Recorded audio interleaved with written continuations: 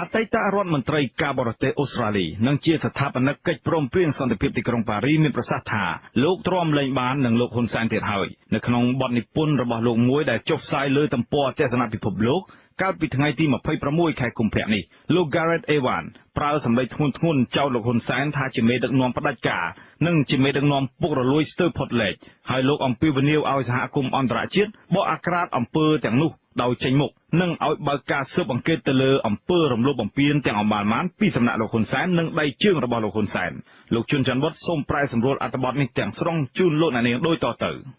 រដ្ឋាភិបាលកម្ពុជាបានកិច្ចខ្លួនរួចទៀតហើយពីការសម្លាប់មនុស្សនោះមិនមែនជាអំពើប្រល័យពូជសាសន៍ដោយដែលបានបង្កឡើងដោយពួកខ្មែរក្រហមនៅទសវត្សរ៍ឆ្នាំ70នោះទេហើយក៏មិនមែនដោយការសម្លាប់មនុស្សដែលកំពុងកើតមានឡើងដោយនៅប្រទេសស៊ីរីឬក៏ដូចអ្វីដែលកើតឡើងនៅក្នុងប្រទេសអ៊ុយក្រែនវេណេស៊ុយអេឡាប្រទេសថៃបង់ក្លាដេសដែលយើងឃើញលើទំព័រសារព័ត៌មាននាពេលថ្មីនោះទេតែទោះជាទម្រង់ណាក៏ដោយការសម្លាប់មនុស្សគឺជាការសម្លាប់មនុស្សពលរដ្ឋកម្ពុជាត្រូវក្រុមប្រដាប់អាវុធតម្រង់ចុងកណ្ដុងបាញ់សម្លាប់តែម្ដងកាលពីថ្ងៃទី3មករាកន្លងទៅនេះកម្មកររោងចក្រកាត់ដេរ5នាក់ត្រូវគេបាញ់សម្លាប់នៅពេលដែលពួកគាត់ធ្វើបាតកម្មទាមទារប្រាក់ខែដែលអាចឲ្យពួកគាត់រស់នៅសមរម្យបានមនុស្សជាច្រើនអ្នកទៀតរងរបួសដោយសារគ្រាប់កាំភ្លើងនិងដោយសារការវាយដំជាង20នាក់ទៀតត្រូវគេចាប់ដាក់គុកដោយមិនមានការកាត់ក្តីហើយអំពើនេះកើតឡើងបន្ទាប់ពីមានការបង្ក្រាបបង្ហូរឈាមទៅលើអ្នកធ្វើបាតកម្មចំពោះការបោះឆ្នោតដែលពោរពេញទៅដោយភាពមិនប្រក្រតីហើយដែលលោកនាយករដ្ឋមន្ត្រីហ៊ុនសែនពីខាងគណៈបកប្រជាជនកម្ពុជាដែលជាអ្នកគ្របដណ្ដប់ជីវភាពនយោបាយនៅកម្ពុជាជាង30ឆ្នាំមកហើយនោះឈ្នះជាថ្មីម្ដងទៀត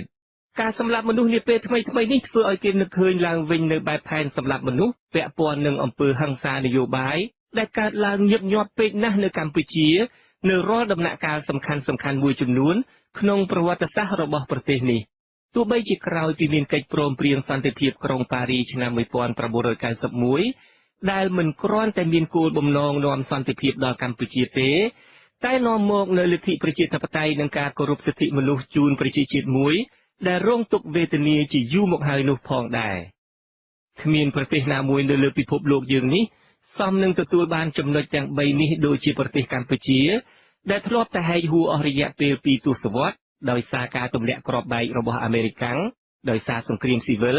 ដោយសារការប្រល័យពូជសាសន៍នៃរបបដប់ព្រៃផ្សៃនៃពួកខ្មែរក្រហមដោយសារការឈ្លានពានរបស់វៀតណាមហើយនឹងដោយសារសង្គ្រាមស៊ីវិលជាថ្មីម្ដងទៀតដែលជាលទ្ធផលបានសម្លាប់មនុស្សប្រមាណ2លាននាក់នោះទេមានសេចក្តីសង្ឃឹមខ្ពស់ណាស់ថាប្រទេសកម្ពុជានឹងដើរលើមាគ៌ាផ្លាស់ប្ដូរមួយតាមផែនការសន្តិភាពរបស់អង្គការសហប្រជាជាតិដែលនាំឲ្យមានកងកម្លាំងរក្សាសន្តិភាពដ៏ធំសម្បើមនិងការបោះឆ្នោតមួយពោរពេញទៅដោយសន្តិភាពនៅឆ្នាំ1993សេចក្តីសង្ឃឹមទាំងនោះសម្រេចបានផ្នែកខ្លះរបបខ្មែរក្រហមត្រូវសារប្រលាបហើយគ្រោះថ្នាក់ពីសង្គ្រាមស៊ីវិលក៏ថមថយតាមនោះដែរ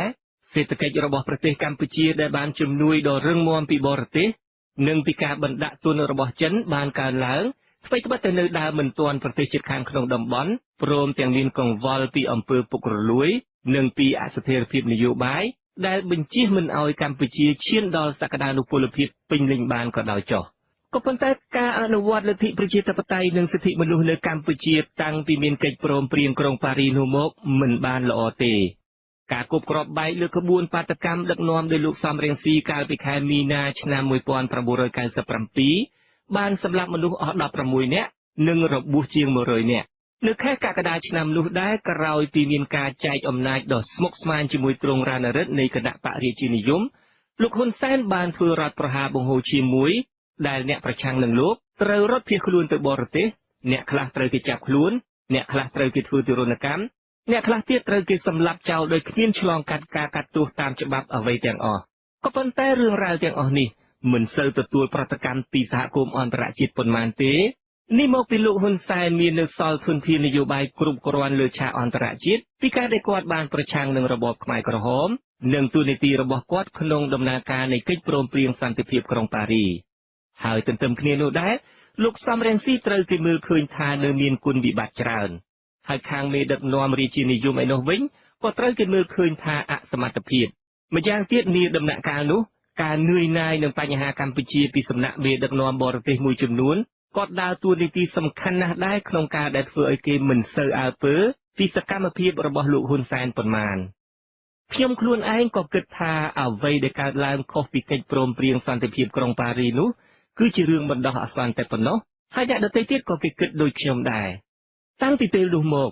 ដោយរក្សាប្រជាធិបតេយ្យតែសម្បកក្រៅលោកហ៊ុនសែនបានក្តោបក្តាប់អំណាចគ្រប់បែបយ៉ាងទាំងអស់ជារបៀបជន់ផ្ដាច់ការដោយស្ទើរតែមិនយកចិត្តទុកដាក់ទាល់តែសោះដល់សិទ្ធិក្នុងការបញ្ចេញមតិសិទ្ធិក្នុងការជួបជុំហើយដាក់ការបង្ក្រាបដោយហិង្សាដើម្បីការពារអំណាចលោកនិងបករបស់លោកសកម្មភាពទាំងអស់នេះបានកើតឡើងជាមួយគ្នានឹងអំពើពុករលួយក្នុងកម្រិតដ៏គួរឲ្យរន្ធត់មួយដោយកម្ពុជាទទួលបានចំណាត់ថ្នាក់លេខ160ក្នុងចំណោមប្រទេស175ដែលអង្គការដំឡាភិបអន្តរជាតិបានស្រាវជ្រាវនៅមានសេចក្តីរាយការណ៍នានាដទៃទៀតដែលមិនអាចផ្ទៀងផ្ទាត់បានតែទំនងជាការពិតថាមានមនុស្សប្រមាណ20នាក់ឬច្រើនជាងនេះដែលជិតស្និទ្ធបំផុតជាមួយលោកហ៊ុនសែនម្នាក់មានលុយច្រើនជាង$1000 លានសហរដ្ឋអាមេរិកតាមការលួចជាតិតាមសកម្មភាពរកស៊ីខុសច្បាប់និងតាមការផ្ដាល់កងត្រាផ្សេងរបស់រដ្ឋទៅឲ្យបកពួករបស់ខ្លួននៅមានការបង្កើតបណ្ដាញគ្រប់គ្រងនយោបាយដ៏ធំសម្បើមគួរឲ្យអស់សំណើចមួយទៀតដែលតាមការរាប់នាពេលថ្មីនេះឃើញថារដ្ឋមន្ត្រីនិងរដ្ឋលេខាធិការនៃរដ្ឋាភិបាលកម្ពុជាមានចំនួនដល់ទៅ244នាក់អស់រយៈពេលជាយូរមកហើយដែលលោកហ៊ុនសែននិងដៃជើងរបស់លោកតែងតែគេចរួចពីការដែលពួកគាត់ប្រព្រឹត្តអំពើហិង្សារំលោភសិទ្ធិមនុស្សអំពើពុករលួយបោកប្រាស់ក្នុងការបោះឆ្នោតនិងក្នុងប្រព័ន្ធផ្សព្វផ្សាយដោយគ្មានការតតាំងទាំងពីខាងក្នុងនិងពីខាងក្រៅក៏ប៉ុន្តែការផ្លាស់ប្ដូរចាប់ផ្ដើមមានហើយនៅកម្ពុជានាដំណាក់កាលនេះគណៈបកប្រឆាំងដែលអាចជឿទុកចិត្តបានគឺគណៈបកសង្គ្រោះជាតិបានកើតឡើងក្រោមការដឹកនាំរបស់លោកសំរងស៊ីដែលពេលនេះបានក្លាយទៅជាអ្នកដឹកនាំរបស់ជាតិជាងអ្នកដែលប្រឆាំងនឹងវៀតណាមតែមួយមុខនោះហើយលោកបានទទួលការគាំទ្រយ៉ាងពេញទំហឹងពីប្រជាពលរដ្ឋជាងនេះទៅទៀតយុវជនក្មេងៗដែលស្ទាត់ជំនាញក្នុងការប្រើបណ្ដាញទំនាក់ទំនងសង្គមជាច្រើនក៏នាំគ្នាចេញមុខទាមទារឲ្យមានការបដូររដ្ឋាភិបាលលើឆាកអន្តរជាតិវិញក៏ចាប់ផ្ដើមមានការដាក់សម្ពាធអ្វីត្បិតតែនៅមិនទាន់គ្រប់គ្រាន់នៅឡើយជាឧទាហរណ៍លោកអ៊ិតរ៉ុយส์ប្រធានគណៈកម្មាធិការកិច្ចការអន្តរជាតិនៃសភាអាមេរិក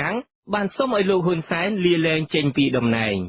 សេចក្តីសម្រេចចិត្តថ្កោលទោសរបបលោកហ៊ុនសែនត្រូវបានចេញដោយសភាជាតិនៃប្រទេសមួយចំនួនហើយមានប្រទេសជាច្រើនទៀតដាក់បញ្ចូលការរិះគន់រដ្ឋាភិបាលកម្ពុជារបស់ខ្លួនជាផ្លូវការនៅពេលដែលក្រុមប្រឹក្សាសិទ្ធិមនុស្សរបស់អង្គការសហប្រជាជាតិបើកកិច្ចប្រជុំពិនិត្យមើលស្ថានភាពសិទ្ធិមនុស្សរបស់កម្ពុជានៅទីក្រុងហ្សឺណែវកាលពីប៉ុន្មានសប្តាហ៍កន្លងទៅនេះក៏ប៉ុន្តែទោះជាយ៉ាងណាក៏ដោយការថ្លែងរិះគន់ច្រើនណាស់ត្រូវបានស្ងប់ស្ងាត់បាត់សម្លេងទៅវិញ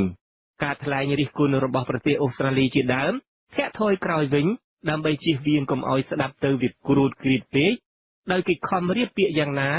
ឲ្យការរិះគន់ទាំងឡាយប្រហាក់ប្រហែលគ្នាទៅនឹងការលើកសរសើរឧទាហរណ៍គេសរសេរថាគេមានការព្រួយបារម្ភចំពោះការប្រើអំពើហិង្សាហួសហេតុទៅលើក្រុមបាតកោតែទន្ទឹមនឹងនោះគេក៏ថាគេស្វាគមន៍ចំពោះការបដិញ្ញារបស់រដ្ឋាភិបាលកម្ពុជាក្នុងការកែទម្រង់ការបោះឆ្នោតជាដើមរដ្ឋមន្ត្រីការបរទេសអូស្ត្រាលីថ្មីអ្នកស្រី Julie Bishop បានប្រើសម្ដីដូចជារដ្ឋមន្ត្រីការបរទេសដទៃទៀតធ្វើអញ្ចឹងដែរគឺគាត់ជៀសវាងការនិយាយបែបណាដែលមិនចំណេញហើយប្រកាន់យកទ្រឹស្ដីចាប់ដៃជិះជាងគៀសដៃសមាភិកីរបស់អ្នកស្រីចេញនៅពេលដែលអ្នកស្រីជួបជាមួយនឹងលោកហ៊ុនសែននៅភ្នំពេញកាលពីថ្ងៃទី22កន្លងទៅនេះវាហាក់ដូចជាគ្មានការរិះគន់ធំដុំអ្វីណាមួយដែលអ្នកស្រីបានលើកឡើងទេទោះបីជាប្រទេសអូស្ត្រាលីជាប្រទេសដែលឈរក្នុងស្ថានភាពខ្ពស់មួយនៅកម្ពុជាដោយសារតួនាទីជាប្រវត្តិសាស្ត្រដែលអូស្ត្រាលីបានចូលរួមក្នុងដំណើរការស្វែងរកសន្តិភាព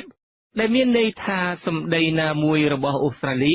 អាចនឹងត្រូវគេយកចិត្តទុកដាក់ស្ដាប់ក៏ដោយចុះតាមពិតទៅអាចមានរបៀបធ្វើការទូតបែបស្ងប់ស្ងាត់ដែរដើម្បីលើកទឹកចិត្តឲ្យមានការផ្លាស់ប្ដូរប៉ុន្តែនៅពេលដែលប្រទេសណាមួយប្រព្រឹត្តកំហុសអាក្រក់ច្រើនគ្រប់គ្រាន់និងប្រព្រឹត្តកំហុសអាក្រក់ទាំងនោះក្នុងពេលយូរគ្រប់គ្រាន់ក៏តម្រូវឲ្យមានការស្រែកឲ្យគេឯងគ្រប់គ្នាឮដែរខ្ញុំធ្លាប់ស្គាល់លោកហ៊ុនសែននិងធ្លាប់ធ្វើការជាមួយលោកបានល្អពីមុនមកខ្ញុំតែងខំទប់ចិត្តមិនរិះគន់លោកខ្លាំងៗជាសាធារណៈទេរហូតមកដល់ពេលនេះដោយខ្ញុំគិតថាខ្ញុំនៅមានសង្ឃឹមនៅឡើយចំពោះរូបលោកនិងរដ្ឋាភិបាលរបស់លោកក៏ប៉ុន្តែអំពើរបស់លោកវាហួសពីការទទួលយកបានហើយនៅពេលនេះ នេះគឺជាពេលដែលសហគមន៍អន្តរជាតិយកឈ្មោះមេដឹកនាំរដ្ឋាភិបាលកម្ពុជាទាំងនេះទៅបកអាក្រាតទៅធ្វើការស៊ើបអង្កេតនិងដាក់ទណ្ឌកម្មហើយ លោកអ្នកនាងទើបបានស្ដាប់ស្នាដៃនិពន្ធមួយរបស់លោក Gareth Evans អតីតរដ្ឋមន្ត្រីការបរទេសអូស្ត្រាលីនិងជាស្ថាបនិកមួយរូបនៃកិច្ចព្រមព្រៀងសន្តិភាពទីក្រុងប៉ារីសសូមជម្រាបថាទស្សនៈឬយោបល់ទាំងនេះជារបស់អ្នកនិពន្ធផ្ទាល់មិនឆ្លុះបញ្ចាំងពីទស្សនៈឬចំហរបស់វិទ្យុអាស៊ីសេរីទេ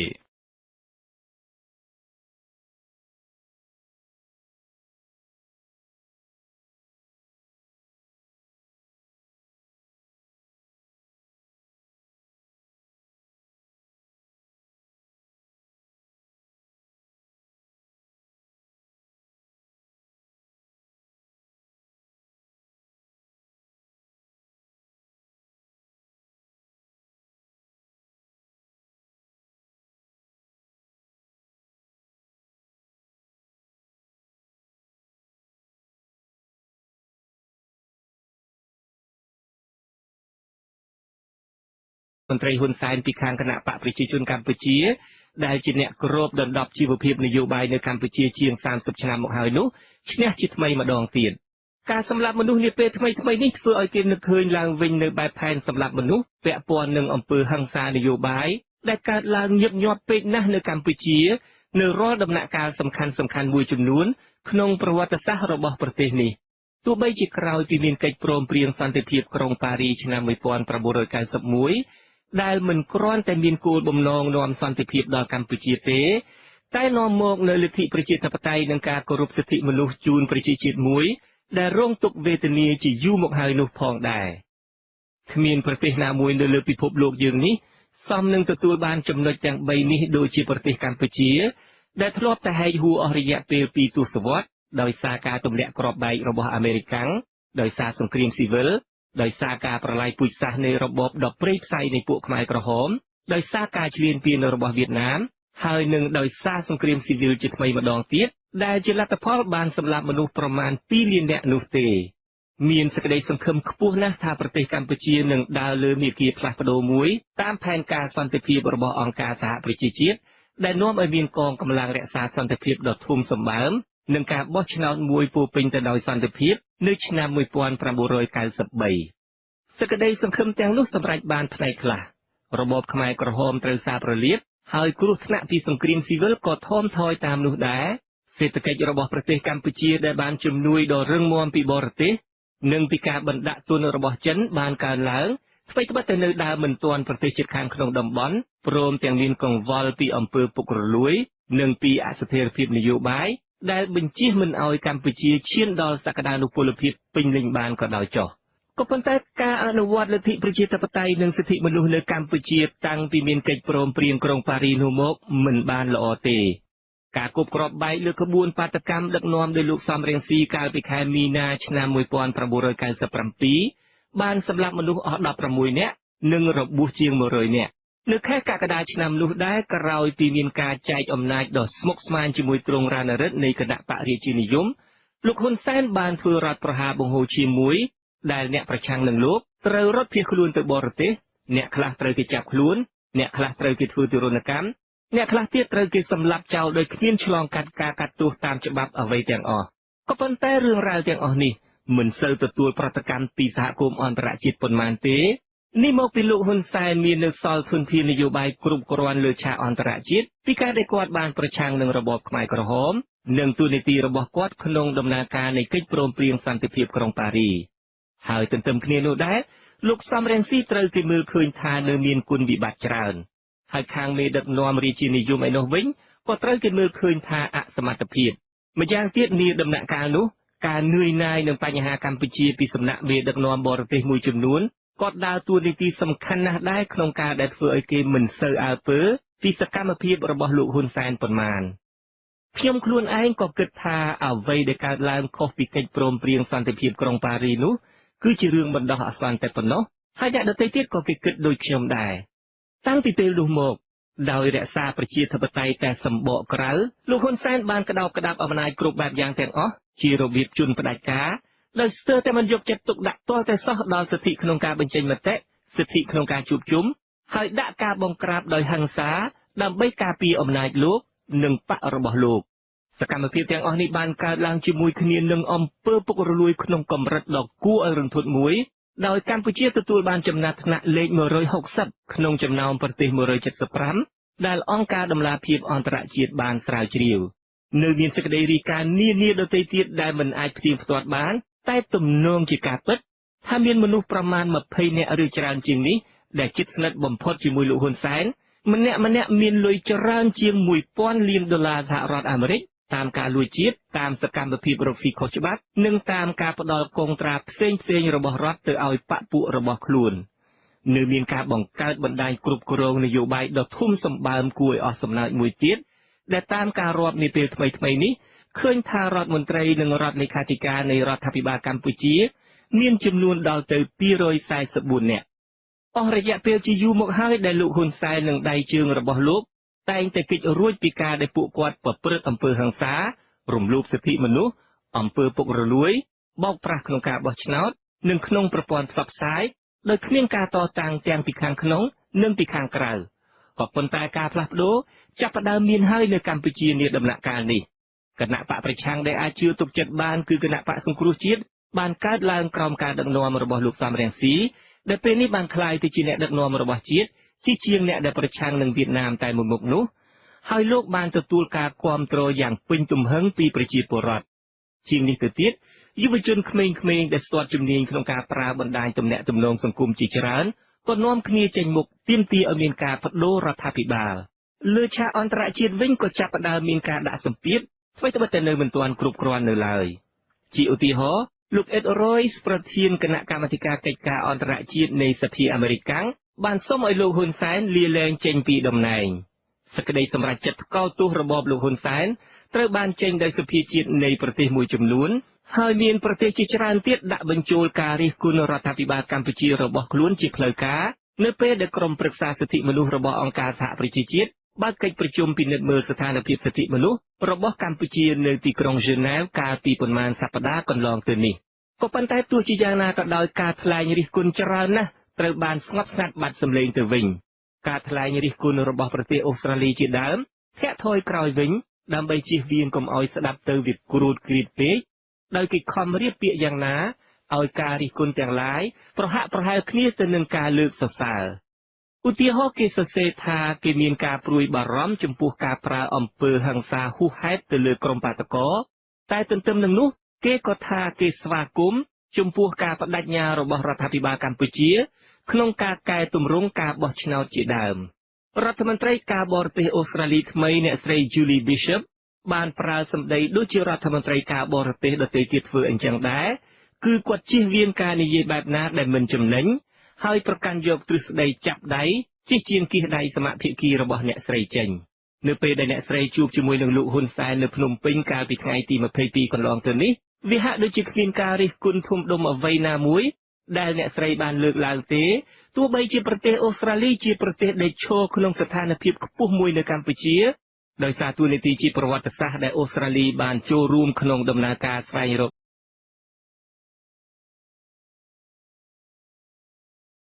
អតីតរដ្ឋមន្ត្រីការបរទេសអូស្ត្រាលីនិងជាស្ថាបនិកកិច្ចព្រមព្រៀងសន្តិភាពទីក្រុងប៉ារីមានប្រសាសន៍ថាលោកទ្រាំលែងបាននឹងលោកហ៊ុនសែនទៀតហើយនៅក្នុងបទនិពន្ធរបស់លោកមួយដែលចុះផ្សាយលើទំព័រទស្សនពិភពលោកកាលពីថ្ងៃទី26ខែកុម្ភៈនេះលោក Gareth Evans ប្រើសម្ដីធ្ងន់ធ្ងរចោទលោកហ៊ុនសែនថាជាមេដឹកនាំផ្ដាច់ការនិងជាមេដឹកនាំពុករលួយស្ទើរផុតលេខហើយលោកអំពាវនាវឲ្យសហគមន៍អន្តរជាតិបកអាក្រាតអំពើទាំងនោះដោយចេញមុខនិងឲ្យបើកការស៊ើបអង្កេតទៅលើអំពើរំលោភបំពានទាំងអម្បាលម៉ានពីសំណាក់លោកហ៊ុនសែននិងដៃជើងរបស់លោកហ៊ុនសែនលោកជុនច័ន្ទវុឌ្ឍសូមប្រែសម្រួលអត្ថបទនេះទាំងស្រុងជូនលោកអ្នកនាងដូចតទៅ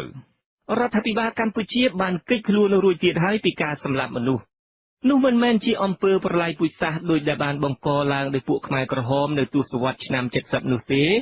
ហើយក៏មិនមែនដោយការសម្លាប់មនុស្សដែលកំពុងកើតមានឡើងដោយនៅប្រទេសស៊ីរីឬក៏ដូចអ្វីដែលកើតឡើងនៅក្នុងប្រទេសអ៊ុយក្រែនវេណេស៊ុយអេឡាប្រទេសថៃបង់ក្លាដេសដែលយើងឃើញលើទំព័រសារព័ត៌មាននាពេលថ្មីនោះទេតែទោះជាទម្រង់ណាក៏ដោយ